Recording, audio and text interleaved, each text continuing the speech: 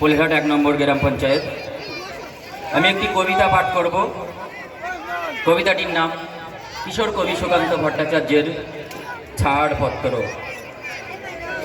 যে শিশু ভূমিষ্ঠ হলো আজ রাত্রে, তার মুখে খবর পেলুম, সে পেয়েছে ছাড়পত্র এক নতুন বিশ্বের দ্বারে, তাই ব্যক্ত করে অধিকার। জন্মমাত্র সুতীব্র চিৎকারে খর্বদেহ নিঃসহায়, তবু তার মুষ্টিবদ্ধ হাত উত্তোলিত উদ্ভাসিত। কি এক দুর্বোধ্য প্রতিজ্ঞায়, সে ভাষা বোঝে না কেউ। কেউ হাসে, কেউ করে মৃদু তিরস্কার। আমি কিন্তু মনে মনে বুঝেছি সে ভাষা, পেয়েছি নতুন চিঠি আসন্ন যুগে। পরিচয়পত্র পড়ি ভূমিষ্ঠ শিশুর অস্পষ্ট কুয়াশা ভরা চোখে। এসে সে নতুন শিশু, তাকে ছেড়ে দিতে হবে স্থান। জীর্ণ পৃথিবীতে ব্যর্থ, মৃত আর ধ্বংসস্তূপ পিঠে চলে যেতে হবে আমাদের।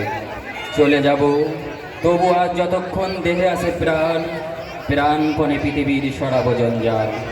এ বিশ্বকে এ শিশুর বাসযোগ্য করে যাব আমি, নবজাতকের কাছে এ আমার দৃঢ় অঙ্গীকার।